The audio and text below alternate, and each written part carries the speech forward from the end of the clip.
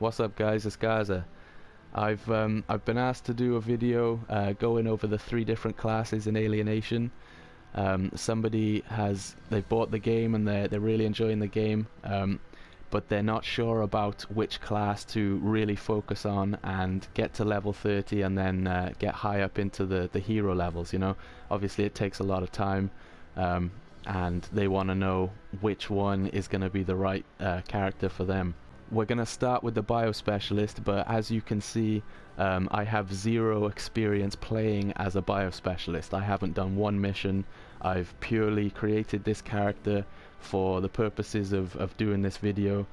So even though I don't have experience myself playing as this class, I have spent a lot of time obviously in missions with biospecialists, and I know what they're capable of. So we've got the first ability, which is Poison Cloud.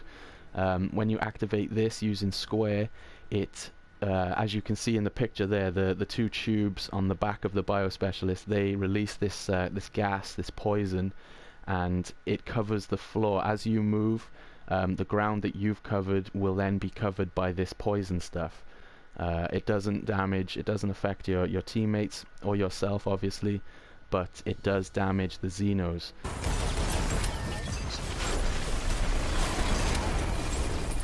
Same as all the abilities, it's dependent on your gear power. The higher gear power you have, the more effective, the more damage this poison cloud is going to do. Second ability for the biospecialist is healing, and every team needs a healer, a support class, and in this game it's the biospecialist. It's going to create a ring around yourself, and then any teammates, any other UNX that are within the ring will also be healed as well as you. So that's how you can heal yourself and your teammates.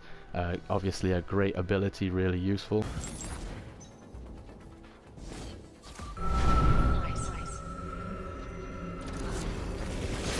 Next we have the Wraiths.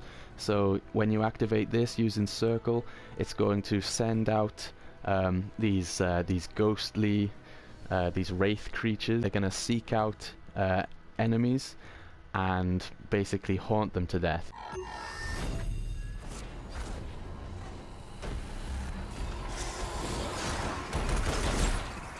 Each of the classes has got a unique primary weapon. The primary weapon is only, like the Xeno rifle here for the biospecialist. No Saboteur and no tank can have a Xeno rifle. It's unique. It's purposefully for the biospecialist. And in my opinion, it's probably the coolest of the 3, just because it's there you can read at the bottom, a large caliber rifle modified with Xeno technology to fire high energy plasma charges. So this is a human made, you know, a UNX weapon, but it's incorporating alien technology to get that high energy plasma fire. So yeah, that's it for the biospecialist. As I said, I don't have any mission time with the biospecialist, but I know I can highly recommend this class. If you're a player that likes the support role, in other games you enjoy playing support and you enjoy being the healer, then definitely this is the class for you. Next we have the tank. These are the big guys of Alienation. These are the damage dealers. They can give everyone shields. They're exactly what their name describes, you know, tank. Love the tank. Let's go into the abilities. We've got the first one, Tesla Charge. This is it shoots out a energy beam in front of you that will do serious damage. It is affected by your gear power like all the other abilities.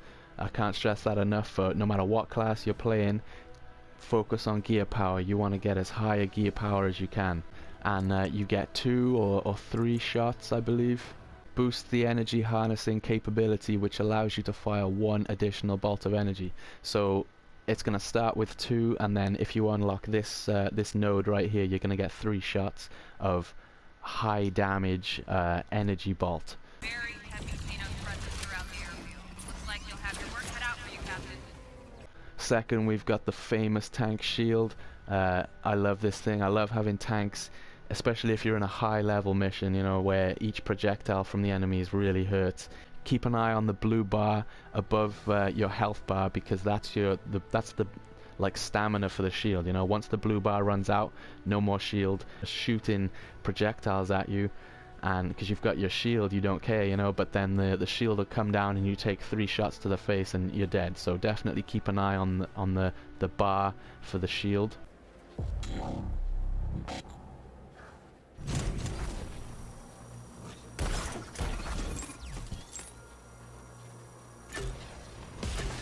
Ground Smash is the tank's area of effect ability. This one is, as it says, you know, he's just gonna smash. If you ever played Destiny, where the Titan does that ground pound, you know, hammer fist thing, what's it called? Fist of Havoc, that's the one. You smash the ground, you get damage from that, and then it's gonna leave a trail of electricity behind you.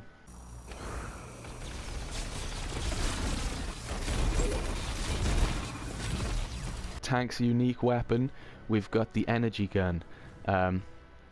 There's a little bit of controversy about this one in the forums and stuff, because whereas on the Biospecialist and the Saboteur, their primary weapons have you know, pretty extended range. They got really great range on them. The energy gun is really constricted as far as range goes. You know, it acts more like a shotgun.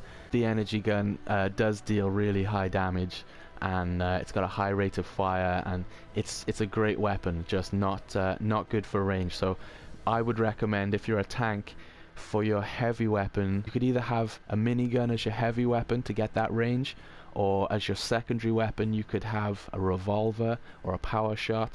But because your primary weapon, its range is limited, you definitely want to equip something with range in your secondary or your heavy slot to make up for that. So yeah, that's the tank.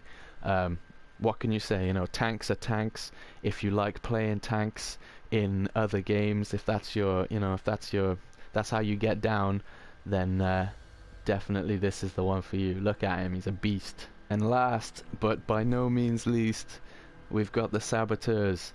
As you can see how it's all filled out, all the stats and stuff, this is my main character. I knew before I even got the game that the Saboteur was the one for me. For instance, in Destiny I was a hunter, and then in Diablo I played the monk. Getting in fast, dealing damage, and then getting back out again. Things like invisibility. I got a thing about swords and blades, and look at the Saboteur. He's got 2 blades on his arms, and then one of his abilities is the plasma sword. So straight from the get-go, I knew the Saboteur was the one for me, and I'm really happy with my choice. Offensive, we've got the plasma sword.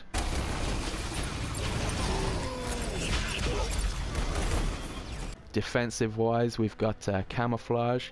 That's you know, it's pretty self-explanatory. You hit circle and he goes invisible.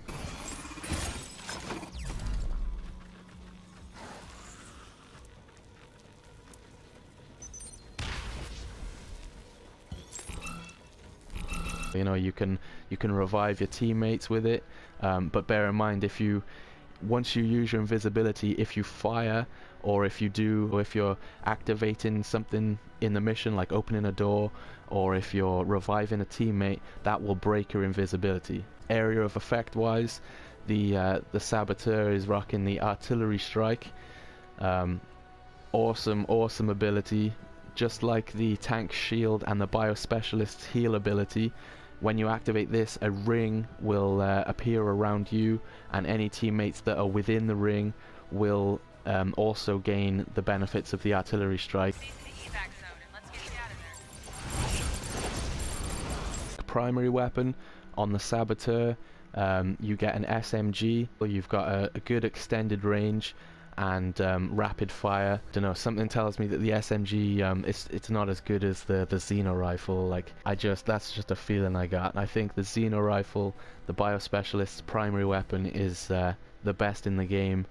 But yeah, I haven't even played Biospecialist, so I suppose I don't know what I'm talking about. I just want to go over the 3 different rush moves, because your rush will be different depending on which class you choose. Passive abilities down the bottom here, they're the same for everyone. No matter which class you choose, you're gonna get Survivor, Warrior, and Athlete. Athlete is all about your movement speed and your rush. Warrior is regarding your melee, and Survivor is for your health. And these three will all be the same for everyone, except the actual rush itself, which comes with the athlete ability. So for the biospecialist, it's just going to be like an increase in your movement speed. You know, you can run faster. It's time to pick up the pace and see if you can rush across that gap.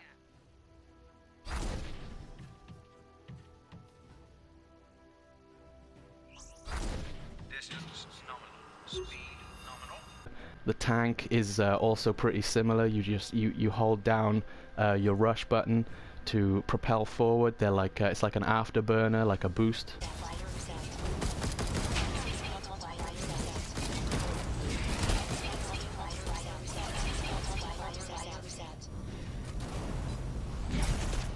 Saboteur, it's going to be a little bit different. You don't hold down the button and use up all of the stamina bar in one go. You tap it once and it'll propel you forward and use half of your stamina bar, and then you can either leave it, you know, or you can hit it again and use up the second half for another boost.